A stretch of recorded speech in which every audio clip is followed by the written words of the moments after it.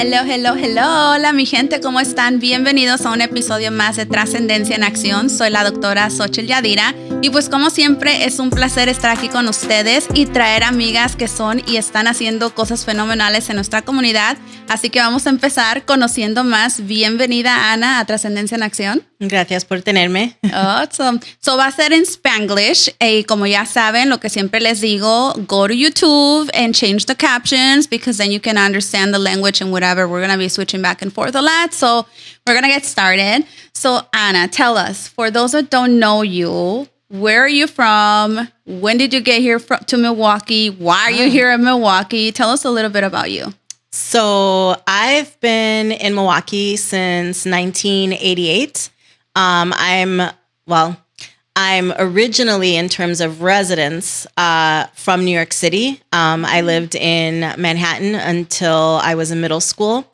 And my dad was a foreman at a factory, and it was purchased by someone from Milwaukee and relocated to Alice Chalmers in West Dallas. And so when that happened, my dad had already been working there for 30 years, and they gave him the opportunity to relocate here. And I have a brother who's 14 years older than me.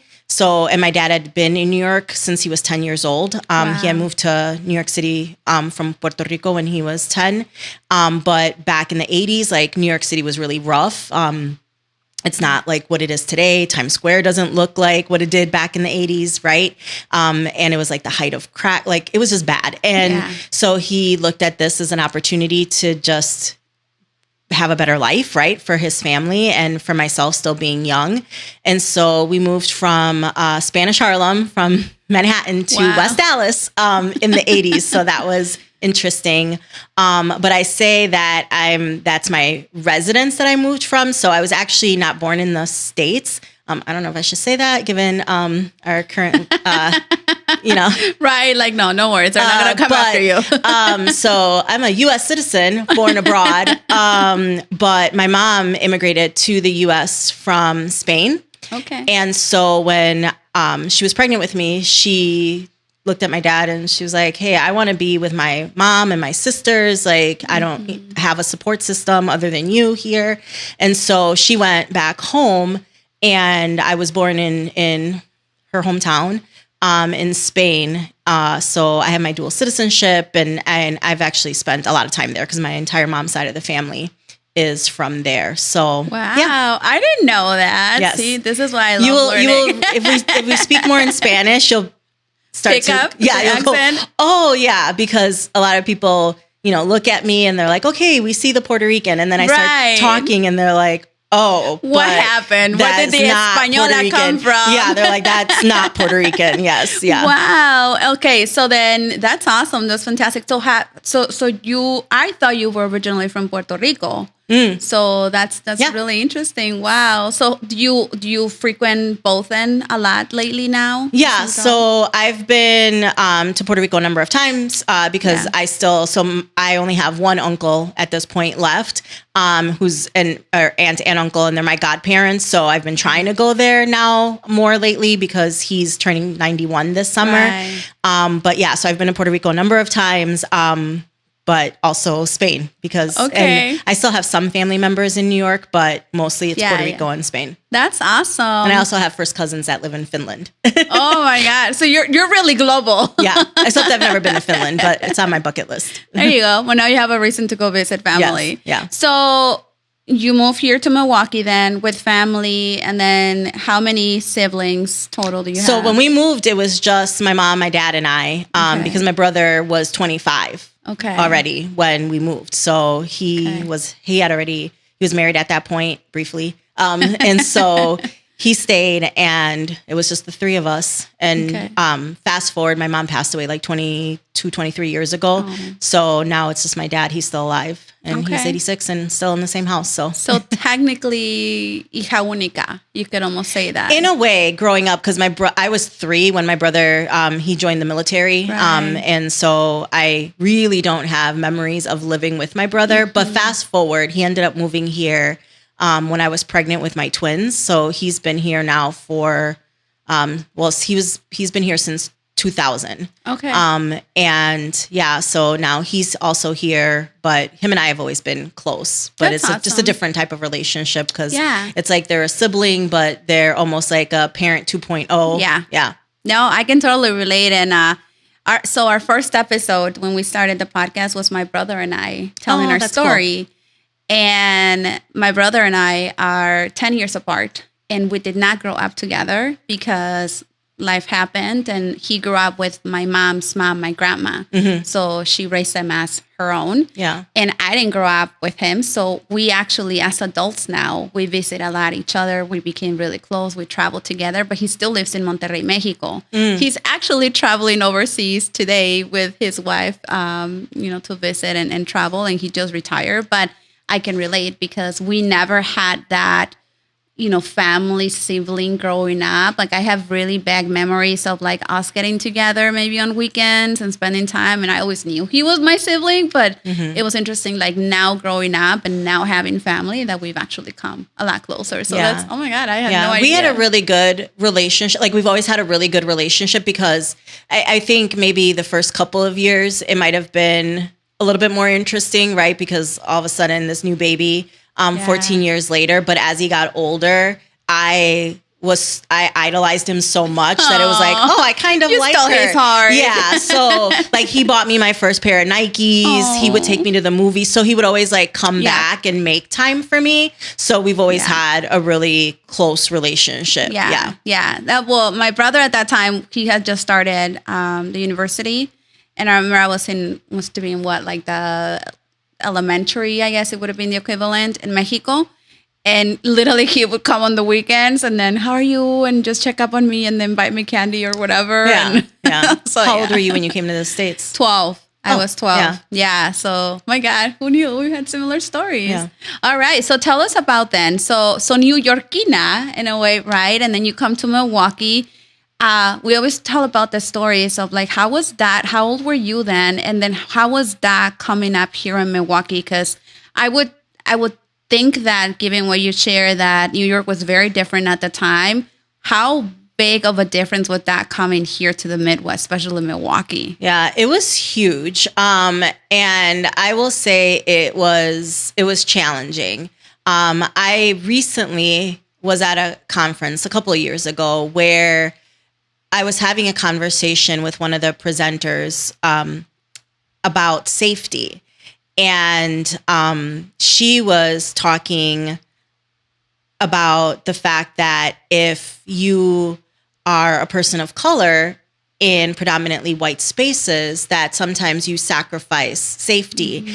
And so we were, chatting about, right, just the dichotomy of like the two cities, right? So going from Manhattan to West Allis, right? In that time period, New York City as a whole, just the culture and the diversity and all of that was very progressive, very beautiful, and you always kind of felt a part of something, but yet it was very dangerous. Like I've said that the things that I saw between, or before the age of 12, there are a lot of adults that will have never experienced not even one of those things, right? Because when you live in neighborhoods like that, when you live in cities like that, as a child, in many ways, your innocence gets taken away because you can have a very safe home within your four walls of where you live, but you step outside of that and your parents can't control, right? Like what's happening. And New York, it can be a very raw city, right? Yeah. And so my dad moved me away from that, to a safer place. But within the first week of me moving here, I went to a public swimming pool, McCarty Park, which is in West Allis, with my dad. And it was the first time that anyone had ever called me the N-word. Wow. And because, I had, some cultural competence, right? When I heard it, I got excited because I was like, oh my gosh, there's African Americans here. And I started like looking around, like, where are the people of color at?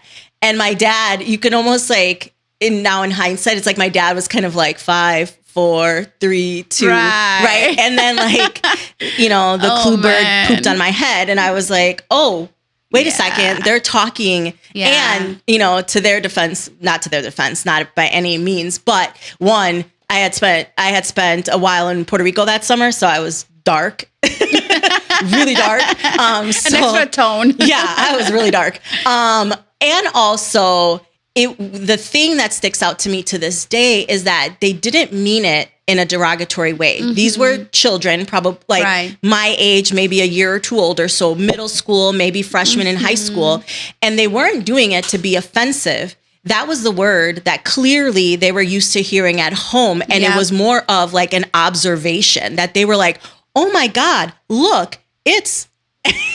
And so again, then back to that safety conversation, right? That then there's many other stories right after that of things that happened that were either micro, right, or overt. Yeah. And so you give up one level of safety for another, right? Yeah. Yeah.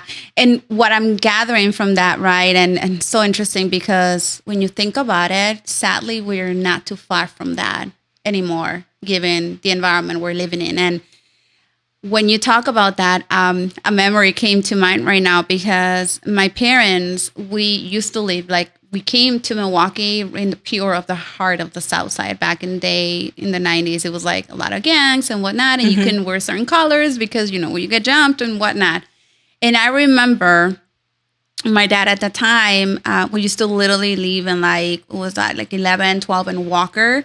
And right by National, right? So it was like you cross a little bit and it was like, God forbid, you walks. And I used to go to South Division at the time.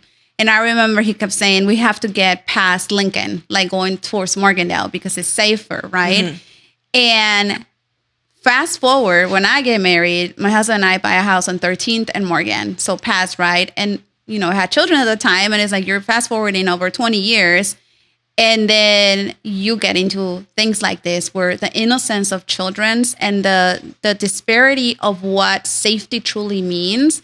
You go from safety of violence and exposure to all of this to the safety of the psychological safety, right? That sometimes, I don't know about your parents, but like our own parents, at least in my case, didn't even know that existed because it became a norm. Yeah. And I also honestly, a lot of the stuff I didn't share with my parents, right? Like back then, you just didn't talk about a lot of that stuff. Yeah. And so there's that part, but also I'm sure that when my parents were contemplating whether or not they should move here, that was never something that they even thought about. Yeah. Or thought about. No, not at all. Yeah. And I think it was maybe even more so shocking in a way to my mom.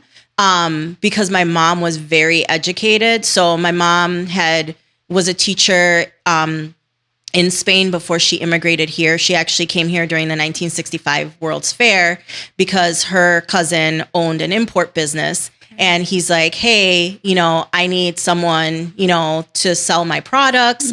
And she was, really beautiful and, very educated and well-spoken. And he's like, and, you live in a country run by a dictatorship. Like, I can pay you more, right? Right. And so she had come over on a temporary visa at that time to do that. But, she had her master's. Like, she was, and to this day, right? Like, she is one of the smartest women that I've ever, met.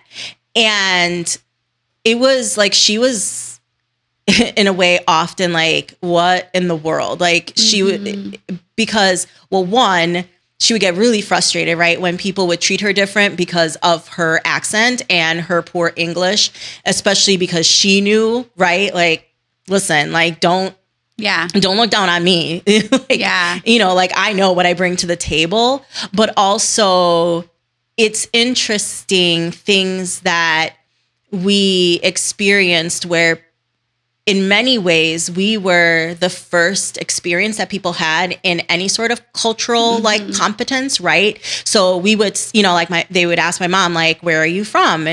And she would be like, Spain. And we have had like adults, say like, oh, is Spain by Mexico? Like things like that, wherein my mom's like, what? And even as like a middle schooler, like I was like, Yeah. Yeah. So I think that it was really eye-opening for her to move to, a place where it's like, oh, you really have never been exposed to, other cultures, right? Yeah. So and quite frankly, like even given where she came from, she was really fortunate, right? I mean, most education was privatized. She was the youngest of 5 children. So she was the one that ended up being fortunate enough to actually be educated. And she was from a small town. So education didn't happen there. It was like you would send your kids away and it was essentially a boarding school. So she really was like well-traveled, right? And so I think this was also her first experience of, just being somewhere where it's like, oh, you've never gone anywhere. You've never experienced anything. And your view of the world is real, small. And back then, it's so interesting because I am seeing that more and more.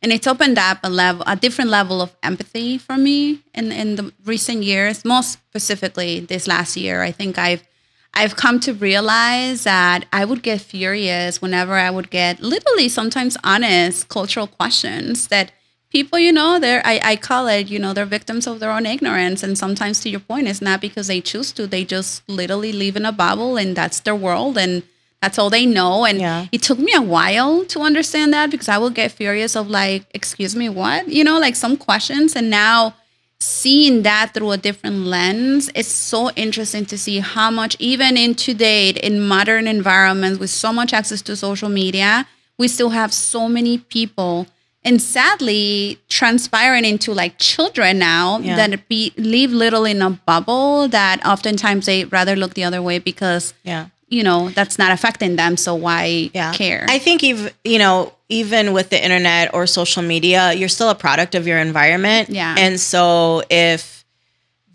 you haven't been taught curiosity, if you haven't been exposed to other people, right? You often hear like, what do your own circles look like, right? And so and quite frankly, I think moving right to a city that was, I was one of 3 children of color, like in the neighborhood that wasn't bussed into our schools, right?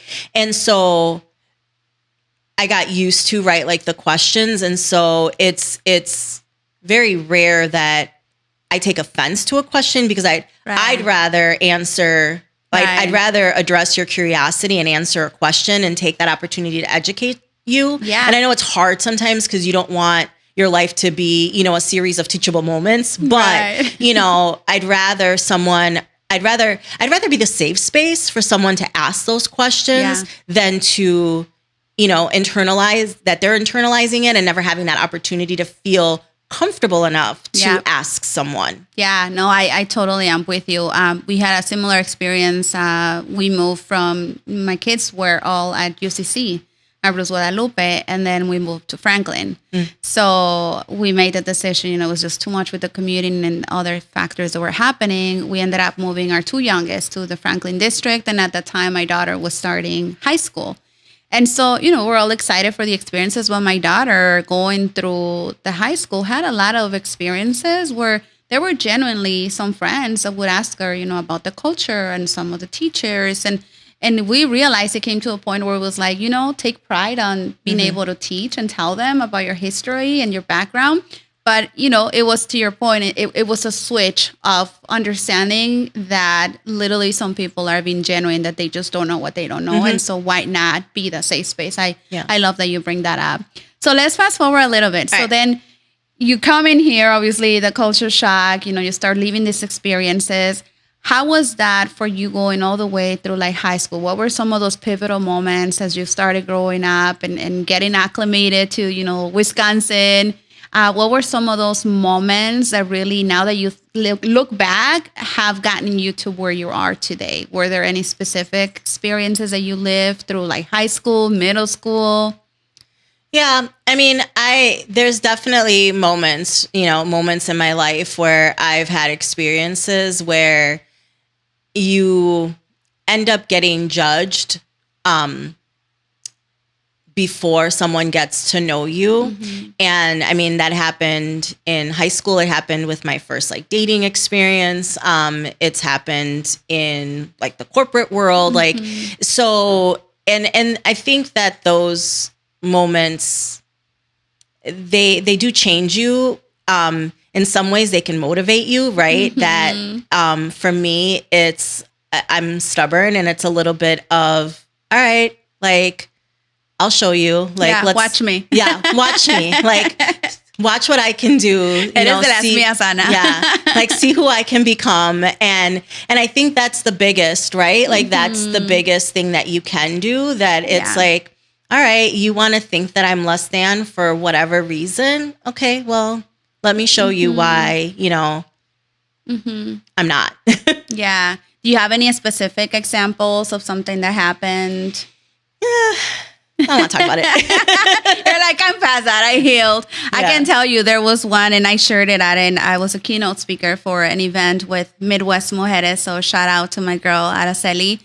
And she invited me to be one of her keynote speakers a couple years ago for a women's conference. It was called Quiero Dinero. And it was, to talk about the pay equity gap. And in that journey was the first time I went public with this story. But I can tell you it was a moment in high school that I remember. Again, I went to South Division, and I think it was a health class. And it was a substitute that we had, not our normal teacher. And I remember they were going to the class, and I challenged her. I said something, and she literally made a comment of like, you should just, try to consider just passing this class, because most people like you normally get knocked up. And then she hands me a thing of condoms and says, and normally, there's not a huge expectation from people like you. And that like stuck in my mind, because to your point, it was like, well, watch me. Yeah. Like it was always in my mind that I will become more than a statistic. And granted, I did become pregnant at 18, and I got married, and life started sooner with me. But that right there was a moment to me throughout my life that just resonated. Like, why would I leave my life to someone else's thoughts and expectations? I'm going to outlive that. And so I share that because when you were saying that, I was like, oh my God, that moment always comes back. If it was someone that they were speaking from their own experience, going about the boxed in, experiences. Yeah. I'm sure they probably in the moment, maybe they were having a bad day. Who knows? But I think about it, and I was like, how many of us didn't go through those experiences as a young, whether adolescent or a kid even, someone of power who's a teacher that you look up to, and they tell you things like this, they go deep. Like they stay with you. And there's research that shows that a lot of the experiences that you live between the age of 6 and 12, they will stick with you forever. Yeah. And they will just morph. So I will say I've never had an experience like that with any educator. I feel that I've been really fortunate, and I've always had really good teachers, really good advocates. Because I think that, that would be horrible. And it's not the first time that I've heard someone share a similar story, and it's completely heartbreaking because, those are the types of teachers, like, why are you in this environment if you're going to tell someone that, right? But I will say never from an educator. Right. So, and like I said, this was a sob because I knew all of my teachers that I had, they were phenomenal. As a matter of fact, one of them that got me into the corporate world when I was a junior in high school, Mrs. Coleman, sadly, she passed away already, but she helped a lot of people. Yeah. She was amazing. She was a white lady, and I remember she was so, like, you would look at her and she was so well put together, and I always used to look up to her. And I remember she pulled me one time out of her business class, and she was like, why don't you sign up for the co-op program? And I was like, what is that? And which teacher? Mrs. Coleman. Vicky Coleman. Yeah. Yeah, she was amazing. She was known in the community, so okay. Yeah. Well, I'll show you pictures. Oh my God, yes. I still have, and I'll never delete them. I have pictures of her and I together the last time I saw her before she passed away. Oh my God, she's amazing. And she was amazing. Will always be one of those people that I will forever be grateful, because if it wasn't for her, she left a legacy in Milwaukee. She was amazing. So again, right, going back to, other than that, I mean, I think that was only my only experience. Most of my educators were always really great. And As a matter of fact, were always challenge me, right? And when I was acting up and being a rebel, they'd be like, you can be more than this. Stop it. And I'll be like, okay, got it. But yeah, no, I get it. So let's go back into then your journey. So you went to college here in Wisconsin. What was your education, your upbringing like? Yeah, so I went to Marquette, so I didn't go far. And similar to what you shared, I got pregnant at 18. So my daughter just turned 30. How? Wait, you had her at 12, you said? No, I said 18. No, I had her at 19. I got pregnant at 18. Had her at 19. Same. Yeah. Oh my God. So she just turned 30 last week. And I have 2 grandbabies. But yeah, I went to Marquette. I studied nursing.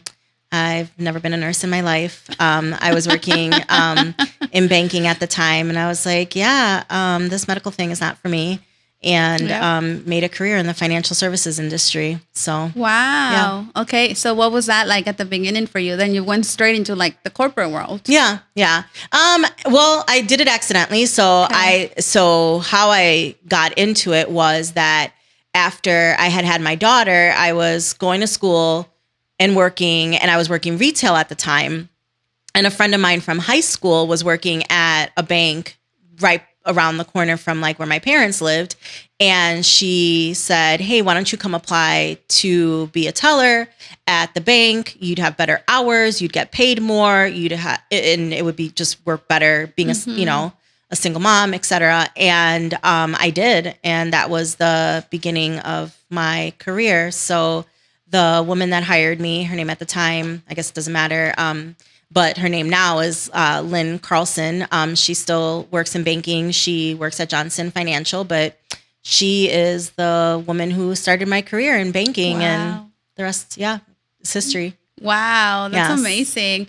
And how amazing, right, that there's always someone that kind of like pushes you into that. So how has that been though? Like, let's go back a little bit. Yeah. So you started nursing, right? You go into a career, and I want to focus on this because I recently was at I wouldn't say the name of the organization, but it was like coaching young girls. And I had in my round table, there were a couple young girls that were asking, how do you know when you go into a career and then you end up in something else? Yeah. And I was trying to tell them, right? Like, you go study what feels right for you right now, but don't make a career out of it if it doesn't feel like that's the path you want to follow. Education, nobody will ever take that from you. But how has that been for you, right? Like, here we have an excellent testament of like, you went for nursing, never practiced it, and then you're still doing amazing things. How has that been for you? So I think it starts maybe even before that. I similarly, when I'm talking to youth and or even folks earlier in their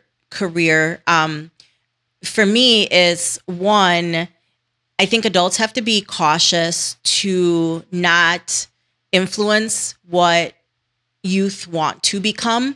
I mean, we talk about this often in Girl Scouts, right? That girls as early as age 8, so by 3rd grade, they've already established their STEM identity. And a lot of that has to do with external influences of basically telling them what they can and can't be, right? And so we've done research around that and really are focusing in that space of how can we get more young girls exposed to STEM at an earlier age so that they and in safe spaces so that they can, have that mindset of, yes, I can be a rocket scientist, right?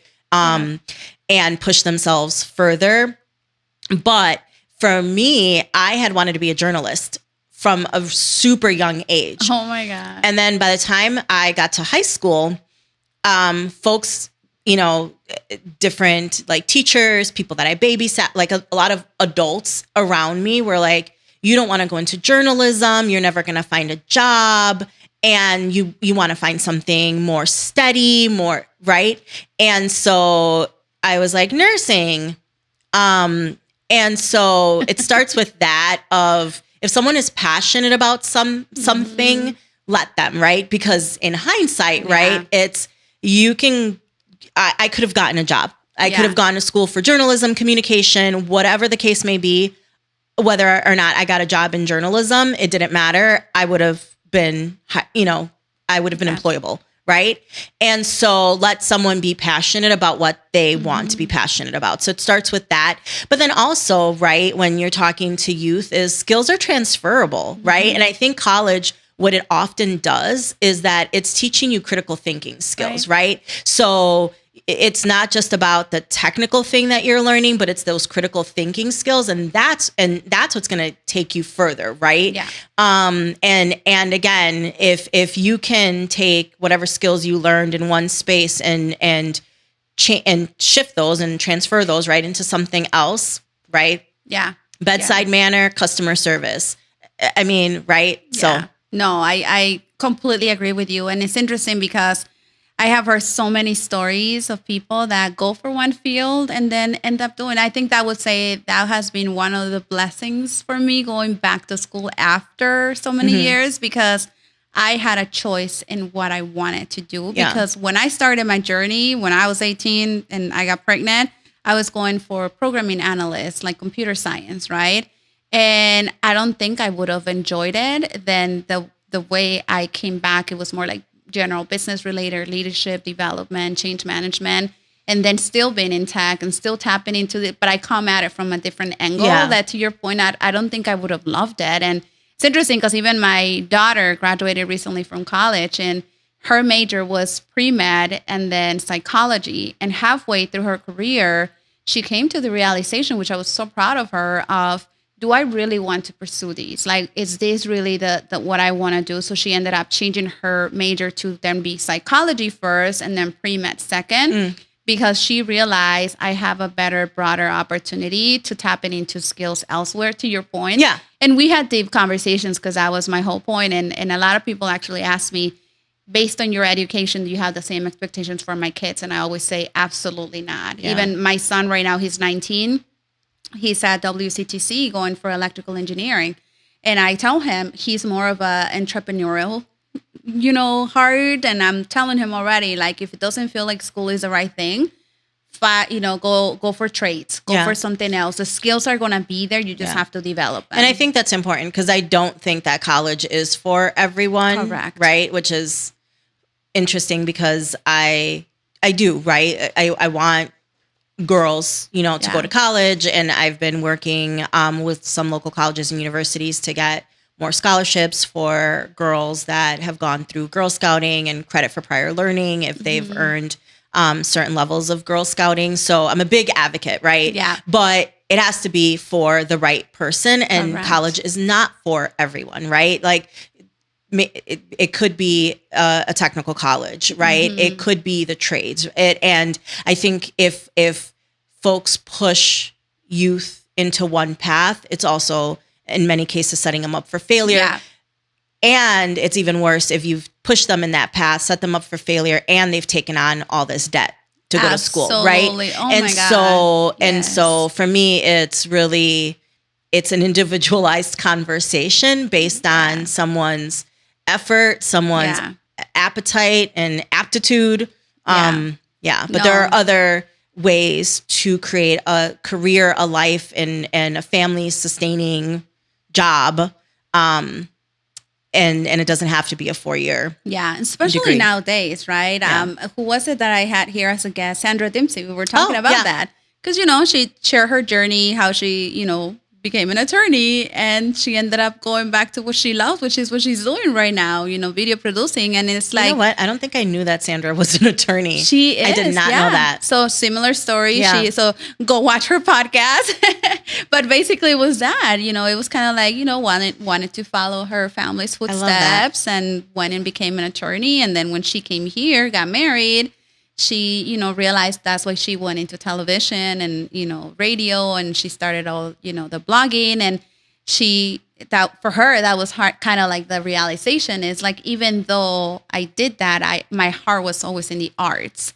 And so how important, for everyone to listen. And I always tell them, and even if you're halfway through and you decide to change your major, your career, go for it. Yeah. Like, life is so precious and so short that, look at me, like, it took me forever to finish all my degrees. But at the same time, I was like, I knew what I wanted because I had lived a little bit in the corporate space and I had more clarity on the things I wanted to tap in and didn't. So No, I appreciate that. All right, so let's fast forward now because now you went through college, you got, your expertise, you got your first steps into, what the corporate world was.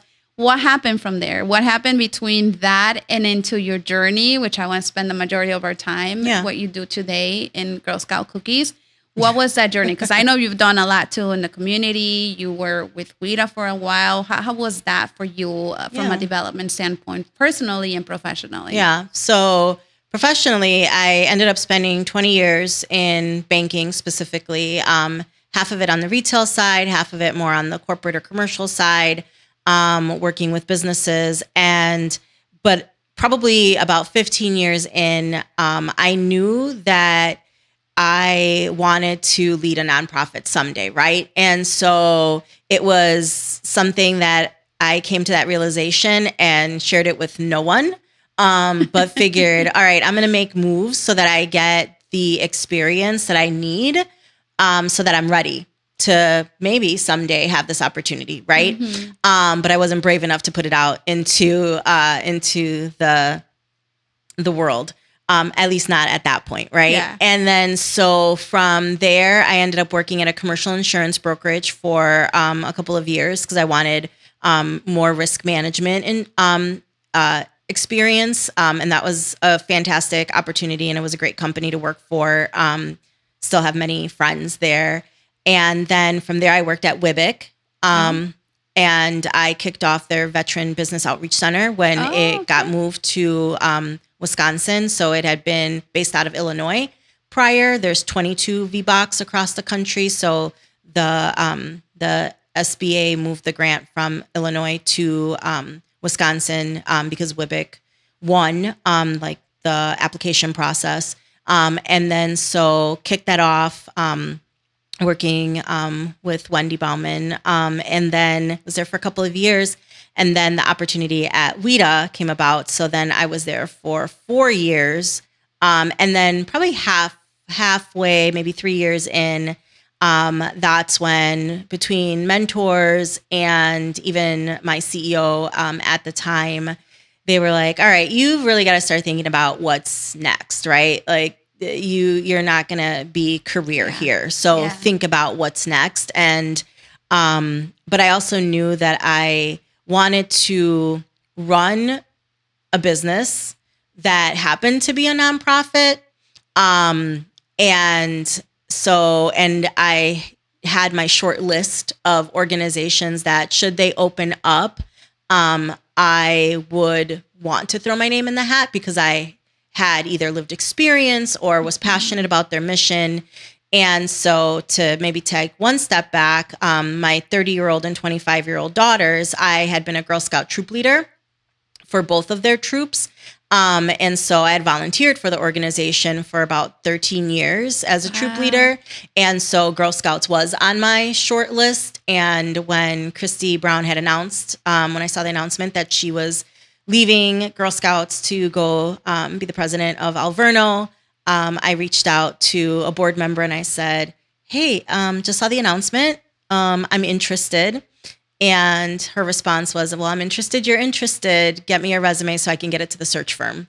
And so the process was long, but fast forward 2.5 years, here I am. Oh my goodness. So here's the meat and potatoes of our conversation, people. Right. So, but before we get to that, so how many do you mentioned you have 2 daughters too, and then you have your 2 grandbabies. So tell us about your family tree. Yeah. Tell us about your family tree before we get to that. So, my husband and I have been together for 16 years, and it's the second marriage for both of us. Mm-hmm. So we have his, hers, ours. So I had 3. I had a daughter and twins, a boy and a girl, and he had 3 sons. And so we had 6. And then we had the hours. So we have his, hers, ours. So the ages range from 30 to 12. Oh my goodness. Yeah. Talk about having like a busy life, probably, right? Between all the... Yeah. Well, it was busy when they were young at the beginning, right? Yeah. It was really busy, especially when the 6 of them were, at that point, they were between the ages of 2 and 14, right? Oh my God. But now with the 12-year-old, it takes a village, right? Yeah. I'm super blessed that my daughters really and my son-in-law too, they really jump in and help my husband and I with, pickups and things. I mean, that's where my husband actually has a work trip right now, and he's in Florida. And so my 12-year-old is with his sisters, right? And they fed him dinner and picked him up from school and all of that. So I'm really lucky that they are still close, and they have a close relationship, and they're just good to me that they're willing to help out when it comes to watching their brother. So, and it's awesome. Interesting, right? Because then full circle, we talked about our relationships with our older siblings. So there's a 17-year age gap between my oldest and Spencer, and then a 12-year age gap between my Elena, my next daughter, and Spencer. And he's got a special relationship, right, with his siblings. And so, it's cool to see that from the side of a parent. How is that? I have to dig there because we just had, again, that episode with Maddie, and that was one of the things that there's a fine line too when you're, and I'm going through the same thing right now because my oldest is 12 years between my youngest and then 8 between the middle and the youngest. So there was a little bit of this time where she almost took like a parental role. And we were talking about this, and Maddie went through the same experience because she's the oldest of her siblings. And then she had to kind of rethink her role. How was that for your family dynamic? Do you feel a little bit of that right now? Like siblings taking a little bit of the parent role and then having to be like, well, you're still a sibling, so. Not really. I mean, there may, not really. My oldest and my youngest, they probably get along more like siblings. Okay. So sometimes that maybe is more frustrating because she is a parent, but they will still butt heads like siblings. And I'm like, come on now. But I will say my 25-year-old and my 12-year-old, she has more of like that nurturing role with him. But I'm fine with that because I think that that's really good for him to have that safe space of someone that, he can go to. Yeah. And, as a parent too, is like, I know if unfortunately something were to happen to me that because she has said, like, if something happens to you, like, I need to make sure that you know that you got to write it in, and whatever you do, that he comes to me, Don't right? do it on a napkin like I do. Yeah, Don't right. do that. But so she herself has taken on, right, that she's like, no, like I want to raise him should something happen. Yeah. And they just have always, and which is hilarious because with the fact that it was 2 girls and 4 boys when I got pregnant with him. She was like so upset when she found out that it was another boy because she really wanted a girl. And I mean, at that time, the 12-year-old her was like, I want nothing to do with him. I'm never even going to play with him. Like she was so mad. Like she cried like when we, did the gender, which it wasn't a gender revealed, but we told the kids. And, but as soon as he was born, it was like, this is my baby. Like she just, and they just have a really good relationship. Oh, that's awesome. That's awesome. And then you're absolutely right, because I feel the same. Like there's times where I'm like, hey, you guys are siblings, set your boundaries. But most of the time I'm so blessed. And that's something I always tell my kids. Like my husband and I travel, by ourselves weekends at a time. And we'll be like, okay, guys, we're taking off. You guys good? You're cool. And we just make sure everyone's taken care of. But it's such a peace of mind to know, that siblings will be there. And we always tell them after Papi and Mommy are gone, you guys are all you have. Yeah. So please make sure that you take care of that. So that's awesome. Yeah. No, and I think that that's really important, right? Because you do see so many families where those sibling bonds are broken. And especially being someone who lost her mom, 20 something years ago, it's like, and my dad is 80, he'll be 86 in June. And he's been having some issues with his kidneys. Like he's been seeing a nephrologist and and so when you just kind of think about, right, that prospect of mortality, et cetera, and it's like at some point, right, your siblings will be that support system, and it's what you have left, right? Yeah. Of, kind of the OGs, like who are the people who loved you from the moment you were born? Yeah. And for me, right, like my grandparents have been gone. Like I said, I only have one uncle and I only have my dad, right? So, in the next couple of years, realistically, like my brother will be, right?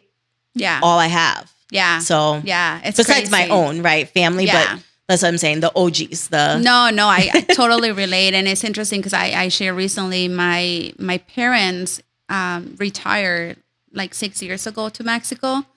And they live here for over 25 years. And we were super close. And it hit me really hard. And it hit my kids really hard because they raised them. Yeah. And sadly, my dad is at an age, and he actually just started, what is it called? The treatment because he has kidney failure, dialysis. Yeah.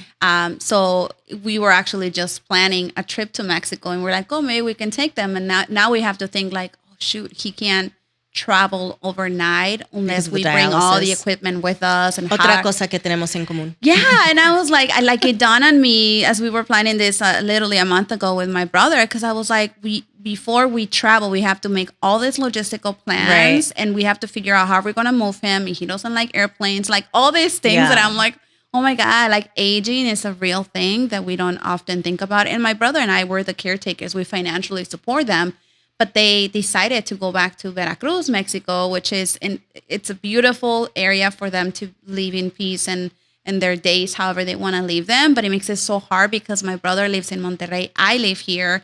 And to get to where they live, they're in a more remote area. It's like 3 flights and then like 5 hours driving to get to where they live. So it's like, couldn't you guys pick another city that we could just land? But at the same, it was learning to respect their wishes, right? And so it was hard coming to those terms. But when you talk about it, it's like my brother and I talk about it, man, when our parents are gone, like it's just you and me, bro. Like, and my mom, she's one of 12. Oh, wow. So that's another reason we were like, she had not seen her family for 25 years. So we're like, you know what? Let's respect her wish. At least we can go visit her. But she can be with her. Her mom still lives. Oh, and wow. All of her siblings are alive. She's the oldest. Amazing. So I'm like, let her enjoy that life. Yeah. But again, like coming to terms with all of that is a whole process. But that's another story. But I can relate with, when you start thinking about the legacy and the love that you want to leave. Especially I share with publicly here, and lately I haven't more openly talked about it just because of our environment. But for my kids specifically, we have a transgender in our family, and so it's so important for them to understand. And I'm so blessed that the older ones and the younger ones, get so along so well because they protect each other. And they know they can pick up when we're in public or in places that sometimes maybe I'm like networking, doing my thing. They can pick up when it's not safe anymore, and they protect each other, which is, to your point, it's like so essential nowadays to have that love. And that's something that worries me. Like, God, if you decide to take me, just please bless my kids that they can protect each other, because with this world, who knows, right? But that's amazing. So let's talk about then Girl Scouts. So people, for those that don't know, you have here, for those that don't know, she is the president and CEO CEO for Girl Scout Cookies. And so, Girl Scout cookie season just passed. And I said I ordered my whole 10 box from my girlfriend. And I should have ordered 20 because they were all gone within the week. But so you mentioned I think you have till the end of the month if you need to restock. Oh, yay. Okay, and they freeze well. So awesome. Yeah, I definitely need to restock because we are just cookie suckers at my house. Yeah. My daughter did Girl Scout cookies for a little bit, and it's a whole mission. I mean, there's a whole legacy behind it. So talked a little bit about that. You told us how the role came available. You went for it, and then what happened when you received the news? The role is yours. How was that process? You coming on board based on. Tell us all about it. Yeah. So maybe to level set a little bit, because I often talk about that Girl Scouts is more than cookies. Yes. So the organization is Girl Scouts of Wisconsin Southeast. So it's the 7 counties in Southeast Wisconsin. It's an organization that's been around since 1917 when it started as the Milwaukee chapter. So over 100 years, currently we serve, more than 12,000 girls a year. Wow. And we have, over 6,000 volunteers. So it is a significant organization.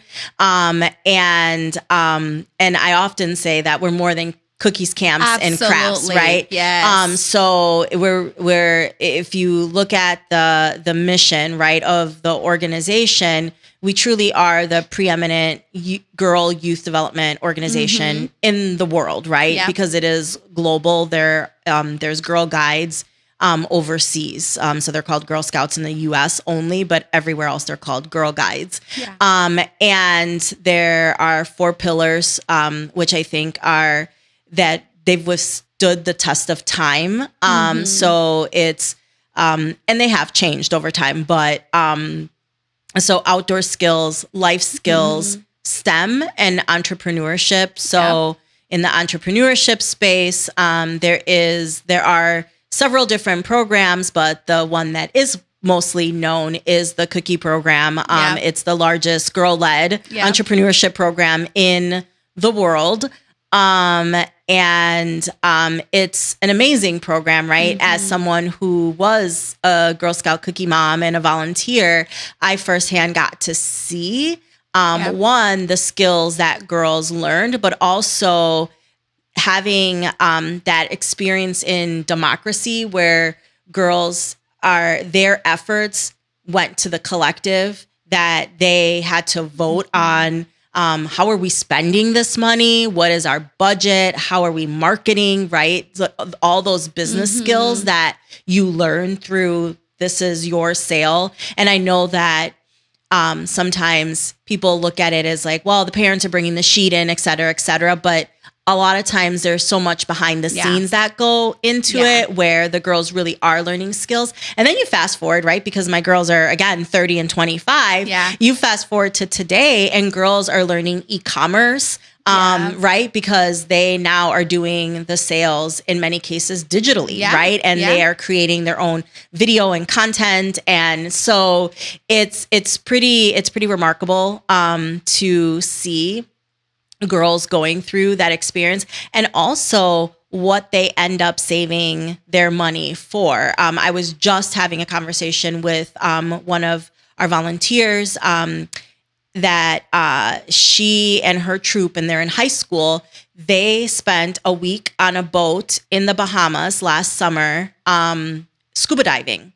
So they have had kind of like this focus, and so they on water and scuba. So they became scuba certified, went through all of these things, and kind of the prize right at the end of the rainbow was this week-long trip. Well, they saved $35,000 in cookie proceeds to be able to get to that goal and have it all come from the true proceeds versus the girls pay for it, right? So when you start looking at some of those stories of, so that it's like, these are significant funds that these girls sometimes at a young age are setting their sights on a goal that may seem really unattainable, right? Because it's like, you want to do what when you're in high school? Like you're 6. What are you talking about? Right. But yet you see girls that are going to, I have another troop that in a few weeks, they're going to Switzerland and like hiking and doing, it's amazing to see the stories here locally of what girls are able to accomplish. And then outside of that, there are just so many unique opportunities that I just feel so blessed to be a part of this organization, and that a lot of people often don't at all realize that these things exist within Girl Scouting, especially once girls are in middle school and in high school.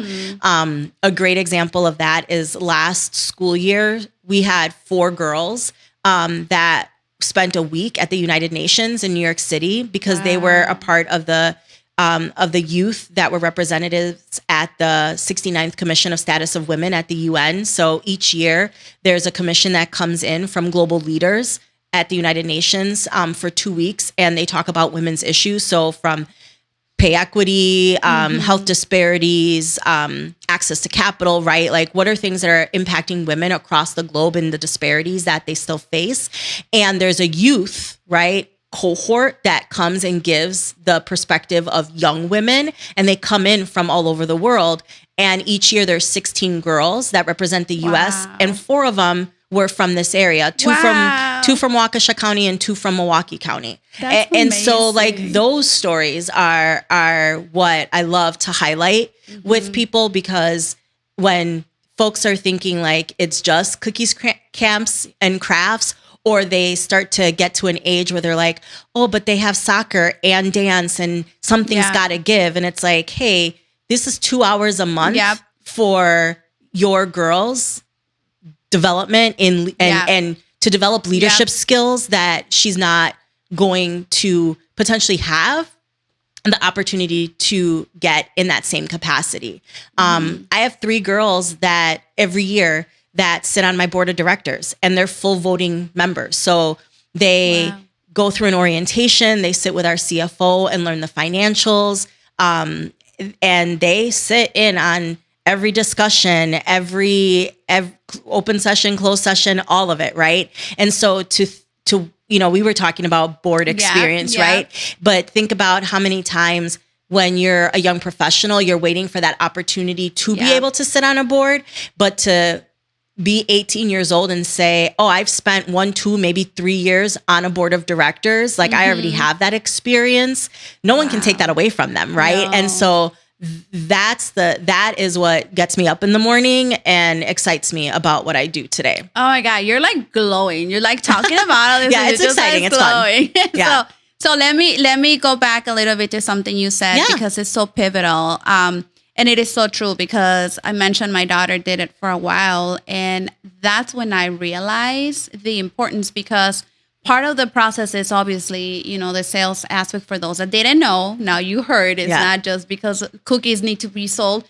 Unlike other things like in school that sometimes they give you chocolates to sell and it's more like a fundraising. Yeah. Like, no, this is a whole mission. It's a whole program.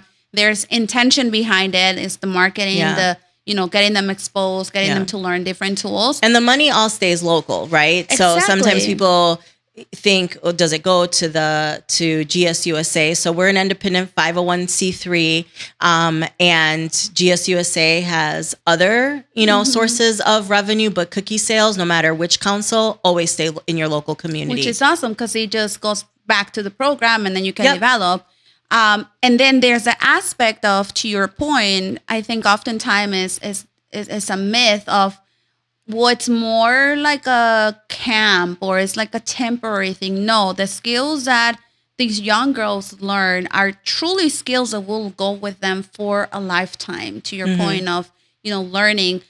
Tell me a little bit more about how is the process, for example, for earning badges, right? Like I know at one point my daughter did that for a while, and I loved that because it was not just about the badge. It was the experience getting to that, in the emotion. Sometimes I remember obviously she was much younger, but it would be like, I earned this badge. And it was like the pride moment. And oftentimes as parents, sometimes we don't understand the importance. Obviously I understood it later on in life, right. But at the time I was a young mom, I was like, so tell me more about that. Like, what does that entail for the girls that are in the program?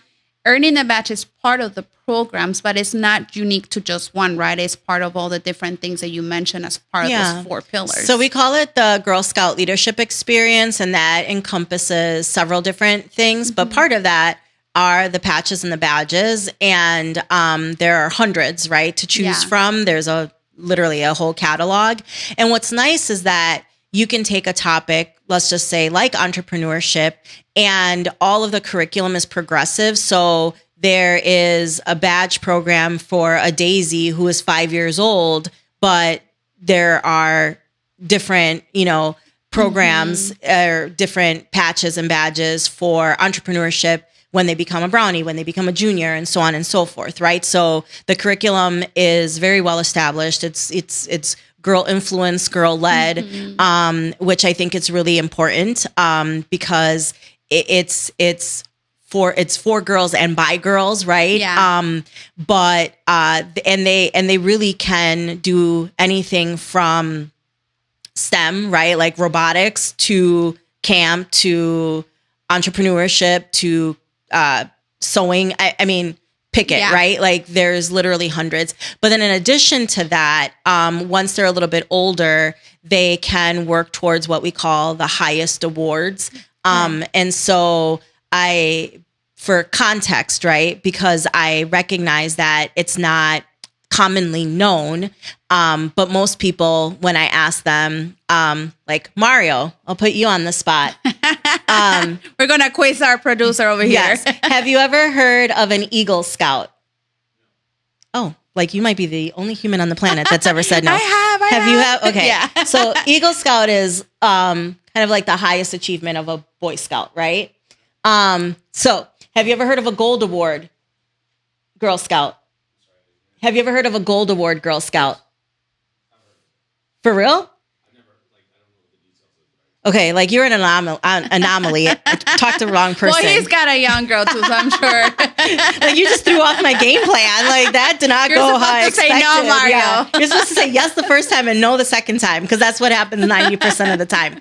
So I think to put it into context, a great comparison is that if you are an Eagle Scout or if you've received your Gold Award as a Girl Scout, if you enter the military, you actually enter at a higher pay grade because you've achieved one or the other. I have heard that. Yes. And so, but Eagle Scout is honestly like a household name. Most people have heard of that. But when I ask the question about Gold Award Girl Scout, people are like, no, never heard of it. Or they don't realize that we have, these opportunities for girls to also work on community impact, right, projects. And so we have 3 different levels. There's bronze, silver, and gold. At the bronze, there's normally younger girls that are doing it at troop level. And then as they get older, it becomes an individualized community impact project. But they have to come up with a concept. They have to go in front of a committee to have it approved.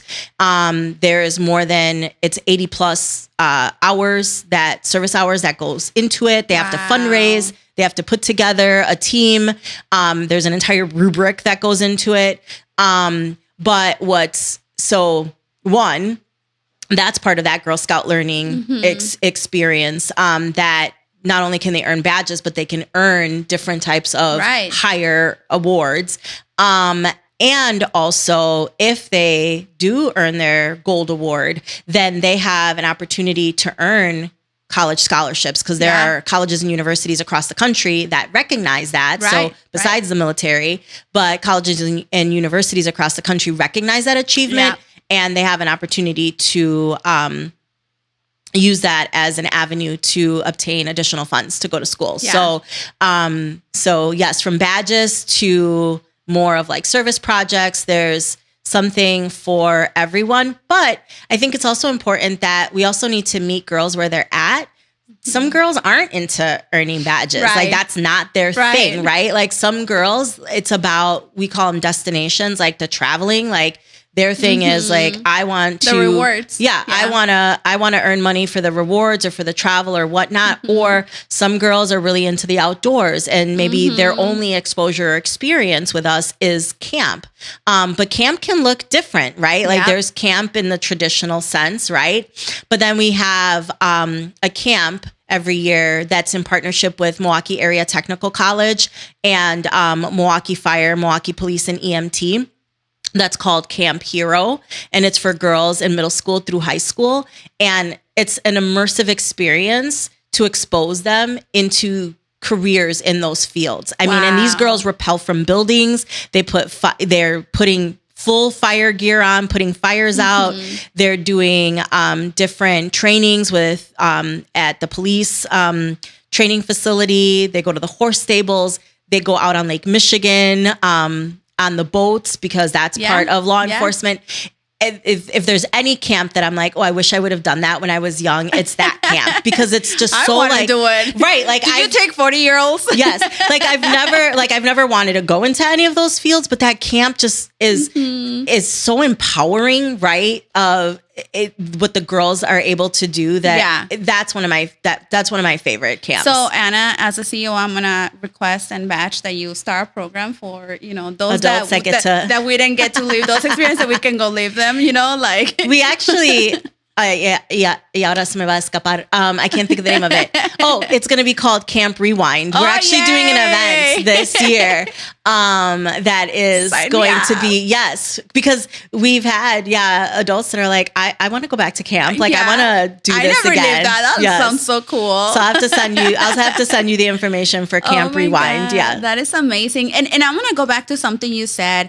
is so essential for families to understand that these are experiences that is not a typical, like you send your kids to summer camp and they're gonna, have fun and maybe learn something. Like these are truly exposure to things and experiences that kids get to see, the girls get to see since a very young age and see a progression. And I love how you say that it may not be for everyone, but then that's why you guys have so many choices. Yeah. I'm blessed to have so many friends that, have had their kids in different levels of going through it. And so tell me a little bit, I know you touched a little bit because they're called the Daisies and then the Brownies, but what do those names mean for those that don't know? They're just different level, like age levels. So a Daisy is kindergarten through first grade, and then they bridge, and then they become a Brownie, and then that's second and third grade. So it just keeps going. So every couple years they're in one group, right? And then it just helps, right, with age appropriate curriculum and experiences. So that's awesome. Yeah. And I asked that because... And then they have different colors, right? So you'll see that girls have different color uniforms. So Daisies are blue and then Brownies are brown. And then juniors are like the Girl Scout green that people think about. And then it moves on to like khaki once they get older. Yeah, and that's kind of where I was going, because I remember a couple of my girlfriends, they've had their kids literally in all of the different levels. And it is so cool because, to your point, one of them actually, when she was going, I don't remember the name of the university, but she said that was one of the things that they asked for. And I think she graduated from one of those programs because she said once they saw that she had that curriculum and that experience, it was like a no-brainer. And then she graduated from college, and then she took her first job in a corporate job, and it happened that her manager was a Girl Scout graduate. And so she got hired because of that association. So when we're talking about programs that build legacy, that are known through history, that have a well-established reputation, that are, teaching life skills that are pivotal, whether you decide to apply them or not, obviously, on your professional life, but are going to be amazing in your growth and development regardless. Like, this is one of those programs. And I have to say, I don't think, and I would dare to say, that there is any other programs like this. I mean, you have your Girls in STEM and you have other things, but are, very siloed to one area, whereas This is pretty comprehensive. Yeah. It's huge. Yeah. What would you say now that obviously, you've been a CEO now for how long? 2.5 years. Oh my God. Yeah. I still remember when we heard that it was you. We were over the moon, and it's been 2.5 years. What has been some of your most transcending moments stepping into this role and now seeing little Anna over there wishing this is what I wanted to do, and now looking back and say, yes, this is why I love what I do? Yeah. I think for me, some of the moments that just have been really special are, one, having the opportunity to lead an organization and have a vision, and then be able to directly influence that vision. I think is pretty special and pretty impactful. And it was part of the why, right? That it's, how can I leave a legacy, and how can really I control that legacy? And being right at the head of an organization, you can at least control. You can definitely, right, leave a long lasting impact in other spaces, right? Past life, there's organizations that still have funding because of work that I did or whatnot, right? But being able to say, like, I want to accomplish this, and this is going to be kind of like my pet project, and seeing some of that start to come to fruition, that's pretty special, right? Yeah. And it's pretty exciting because for me, so for example, I mentioned that I've been working on college scholarships, and we have some announcements that'll be coming in the next month or so in that space. But we've also been working with some universities for college or credit for prior learning for gold awardees. And so things like that, someday I'll not be at this organization, but if we can cement those and have that carry on, that's a legacy that, years from now, some little girl will have no idea who I was or am, right? But she might still be the benefactor of that. Yeah. And that's the stuff that, is pretty special about being in a role like this. Yeah. And I'm going to take it a little bit further, right? Okay. So one of the things is, at least for me, that gave me so much pride is being a Latina, being from the community, having been an advocate. How have you carried that for yourself, for your culture, for your family? What the pride that you take on that? How has that been for you? Yeah. So for me, I guess the best way of saying it is people will often ask me, were you a Girl Scout? Yeah. And I was not. But I say, like, I wasn't a Girl Scout, not because I wouldn't have wanted to be, nor that I wouldn't have even had the opportunity to be. I wasn't a Girl Scout because no one came to my neighborhood or came to my school to even say, like, hey, does PS 102 want to start a Girl Scout troop, right? That never happened. Because my mom, when after I was born, she stayed at home with me. And like I mentioned, she was an educator. Right. She would have been an amazing Girl Scout leader, right? Like, she would have loved it. Like, it would have given her purpose. Like, she would have loved it. And honestly, like, if you were to look at like my high school resume, like, I was part of the conservation club. I like all these things that I did. Like, it was like I created my own Girl Scout experience, right? Yeah. And so I use that, I use that example to say that for me, right, whether it's, I would say like all Black and brown girls, right? Like, whether it's a Latina, whether it's an African-American girl, like, I don't want girls that look like me to not have the opportunity to make the choice, or the families to make the choice, whether or not their girls can be a Girl Scout. So, a couple things is ensuring, right, that financially Girl Scouts is an opportunity that's available to everyone. So money is never a barrier, because we will offer scholarships and financial aid if the family cannot, afford to pay the membership fee, et cetera. And we even will scholarship camp. Like, we'll let girls go and have 1 or 2 camp experiences a summer, even if they have to have it completely subsidized, because again, we want them to have these experiences.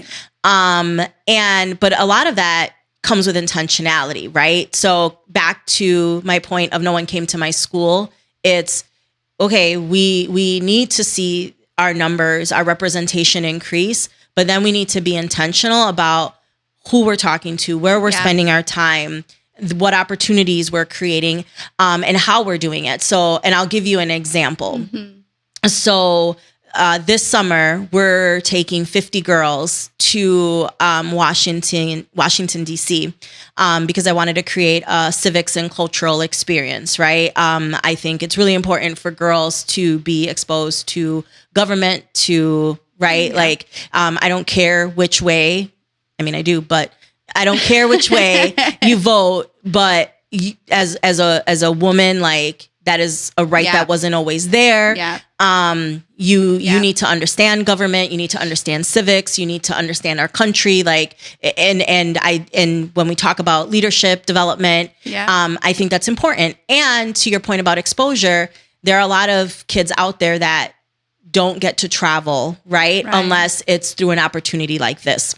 And so through the support of several funders, one primary funder, we are providing a completely free experience to Washington, D.C. for 50 girls. But we were really intentional about how we recruited. So we put it out to our current Girl Scout membership, but then we intentionally partnered with schools in Milwaukee, Racine, and Kenosha, because we wanted to ensure that we were bringing in a diversity, not only an ethnic diversity, but also geographic diversity. And honestly, like, so for the 50 slots, we ended up with like 82 girls applying, and we looked at like, okay, what are the age ranges, right? So let's make sure that we're mixing up, 9th, 10th, and 12th graders. Like, we really looked at all the facets of diversity because we really wanted to ensure that girls had an opportunity to meet girls from other communities, girls that, they may have never known before. But again, personally, right, there is I want to make sure that girls that look like me, one, get an opportunity to meet women like me, but also that they get that opportunity to be exposed to these things, right? And a lot of times, whether it's a workplace or an opportunity like this, if you're not intentional about your outreach, then you can't be surprised when you get the same results. Like, things can look homogenous for a long time if you never are purposeful about changing where you're going to get, to acquire people, whether it's employees or participants for a trip. No, and that right there, right, is what gives me so much excitement, and why I share that when I learned the news that it was you becoming the CEO, it was not just she's Latina, she's of our community, is because you bring the notion of what being diverse, of thought, perspective, ethnicity, beliefs, everything that truly that encompasses, like, you bring that vision. And I'm not saying other leaders didn't. I'm just saying in this time and space happening today and in this environment, while obviously Girl Scouts does not support politics, does not get into religion or anything like that, is super important to your point of educating these young girls so they can make their own choices when they're ready. But if we don't expose them to this type of experiences, how are they going to stand a chance, especially when we're right now, right, and living in really, really, like, we just had a pivotal election here in Wisconsin, for instance, right? And when you look at the candidates, it's like that's their future right there. And if we're not mindful, then... Well, and also when you start looking at the demographics of who are our representatives, not only at the state level, but the federal level, it sways older, it sways, very male, it sways very white, right? Like, again, it's very homogenous. And so part of this process before going to DC is that every month we're breaking down government, and we started with local government, then went to state, and then we're moving on right to other branches. So, for local governments, we had Sean Riley, who's the current mayor of the city of Waukesha. And then we had Keisha Buford, who is one of our board members, but also works for the city of Racine in the mayor's office. And then for state government, Lieutenant Governor Sarah Rodriguez came in. And time again, there's this recurring theme, right, of educating the young women that are in the room, of saying you can run for office as early as 18. We need more young people to have interest in running for politics. We need young voices, and ultimately you want representation. You don't want people that don't have your lived experience making decisions that you're going to have to live with after they're long and gone, right? And so part of that education is not only to hopefully help, grow educated, right, voters. Again, like, doesn't matter which way, but like that you become an educated voter for whatever your beliefs are, but also that you at least consider that, hey, maybe I can make a difference, and whether it's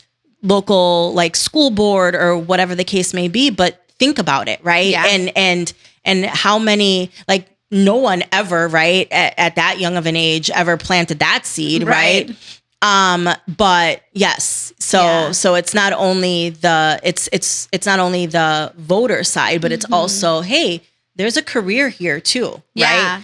Yeah, and to your point, it's all about planting the seed, going through the exposure, and let them make the decisions, but at least giving them that opportunity to know that it is possible. That it's not something that it's far from home. It's actually giving back as part of the curriculum, which I love about, again, not just what Girl Scout stands for, but then love how you're bringing it all together with your experience and your leadership. And just hearing already where you want to take it is so exciting, because for people that want to learn more about it, where can they go and learn? And this is in Spanish too, right? They have Spanish curriculums, or yes, yeah. So our curriculum is, for the most part, we continue, and actually at the national level, right? Like that's where we do get supports where they're taking all of the curriculum and slowly converting it all into bilingual, but we're pretty far in the process. So yes, so Good. all of our, most of our badges are in both English and Spanish.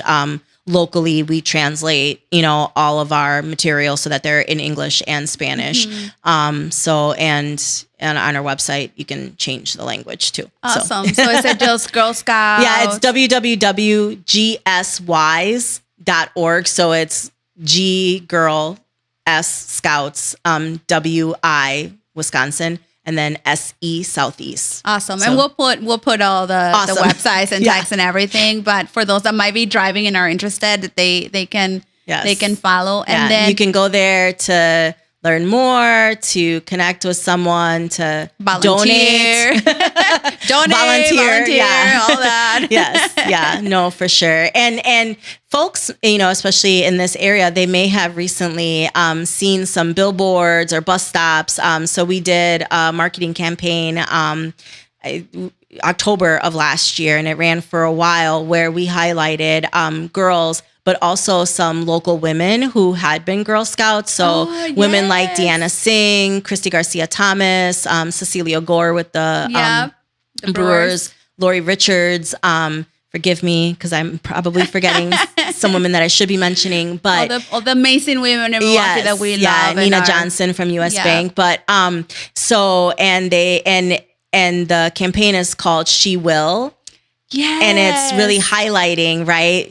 So the one that is just catchy and easy for me to remember, like Cecilia Gore is like from badges to ballpark, right? And so things like that, like just showing like the power of Girl Scouting, that it's like she's a girl today, but like what will she become? So she will. And so that's been a lot of fun too, even hearing like the stories of women that say like, that was my first exposure to sales or to leadership. Like the stories we have are super impactful. In fact, our own CFO that works for Girl Scouts, she was a Girl Scout through high school, and she'll talk about the fact that her bug that she got for traveling came from Girl Scouts, and that when she was in high school, she traveled to Australia with her troop, and she's like, she was there for like 2 weeks, and she's like, I still to this day, I'm like, I can't believe my parents let me go by myself, like what? But that she was like the treasurer, right? So fast forward, she's a CFO, but oh my God. She was a treasurer for like, her troop, and she was the one that like ran the numbers, and so she was like, that was not only my first exposure to travel, but it was like that beginning, those seeds of that love for finance also. So it's amazing. Really neat when you hear, right, accomplished women share their stories and that connection. So, I'm sad that I don't have that story as someone who wasn't a Girl Scout, but I think that it's a different perspective, you're right? leading it. Yeah. My goodness gracious. What best experience that to lead it and be the CEO and represent, and then bring your vision and pour it into your community. Like, I can just imagine how awesome it must be to be sitting in that position and knowing that you're going to leave an imprint, even though you didn't live it as a Girl Scout yourself. Yeah. But you are truly the spirit of a Girl Scout now. Yes. And you're embodying it. I mean, as an employee, you become a registered member. So I'm a lifetime member. So technically I am a Girl Scout. You get more privileges than you can probably I am a Girl imagine. Scout now, yes. That's I'm awesome. an adult. I'm an adult member. So you could be a Girl Scout. Yeah. And we're going to start the club, right? You mentioned that you're starting for the older ones. You're going to go to Camp Rewind and enjoy a camping experience. I love it. Well, I know time is running here, but I love, thank you so much for, just sharing a little bit more about your transcending life of coming from New York, having Spain descendancy, Puerto Rico roots for sure. And then now how life has been here in Milwaukee, and now representing such an amazing organization and really, leading the way in not only in a very difficult time right now, but to take it into places and visions and the amazing things that are coming up in the next months or so that you'll be announcing.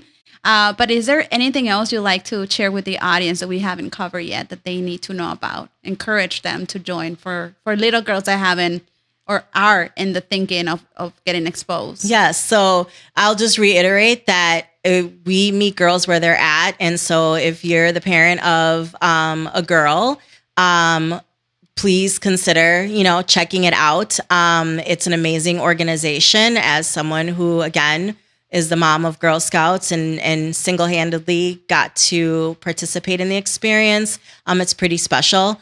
Also, consider volunteering. There's so many ways, right, that you can be involved, whether it's, a short-term or an episodic opportunity, or whether it's a long-term commitment, like being a Girl Scout troop leader. Sometimes we'll do like days at camp with organizations. Like we'll have organizations that send out 100 employees, right, to help us set up for camp. So there's many ways to get involved, and that's always so useful. Again, buying the cookies and supporting your local entrepreneurs, remembering that, it is a fundraiser for us and for them, and all the money stays local. And, or if you're, looking at an organization where you want to leave an impact, donate. So as we're closing, what would be, you share some things about donating, helping, volunteer, and employers often book you guys for, volunteering spaces. When you're thinking about all these programs coming up and all the logistics and all of the things, is there a specific time of the year when you guys are more active or need more help and support, or is it truly like a year-round thing? Yeah, it is year-round. And honestly, there's not a meeting that I turn down. So if someone is interested, I would encourage you to reach out. I love connecting with different community members, and just identifying ways for folks to get involved and get engaged. Consider coming to one of our events and learning more. But yeah, it's a great organization where you have an ability to make a really big impact. Awesome. Yeah. Awesome. Well, I'm going to leave us with that. And I love the message when you said, for little girls especially, and there was a video that I shared. Cristina Villanueva, my friend, I don't know if you know her. Yes. She hosts this annual event that is Mujeres Emprendiendo Sin Límites. And in one year, she invited me to speak about, being a conscious leader. And one of the videos that I share is about, I can't remember what brand came out with this video, but it was basically where it was saying all these little girls because it was for the, gender gap, where girls sometimes are told to play with Barbies and limited and not think beyond that. And why say the possibilities are like Girl Scouts really is an organization that propels that to get girls thinking and dreaming big, and not just dreaming, but actually getting them exposed to experiences like this. So thank you so much for sharing more about those lived experiences, and any parting words for our audience. I've said a lot, but no, I'm just grateful for this opportunity to tell my story and get to know you better, and to share more about the amazing work that I get to do today. So anytime that I get to talk about that is pretty important as well. So I appreciate the chance to do so. Of course. And it's been a pleasure learning about you more as well. I didn't realize we had so many things in common. We've known of each other for years, but we've never really had the opportunity. And for all the things that you do, not just, obviously within the organization, but in that community, you're super active. And so thank you so much for opening up and sharing more about, your transcendency. And I hope this is not the last time we have you here. And then I'm sure next time you're going to come and share more with us of all the amazing things happening in your space as well. Sounds great. Awesome. Well, thank you, Ana. So I'm going to leave you guys with that. Follow us in all of your podcast platforms. On YouTube, we're going to have the translating and the captions and everything. But thank you for staying with us. We'll see you guys at the next episode. Adios.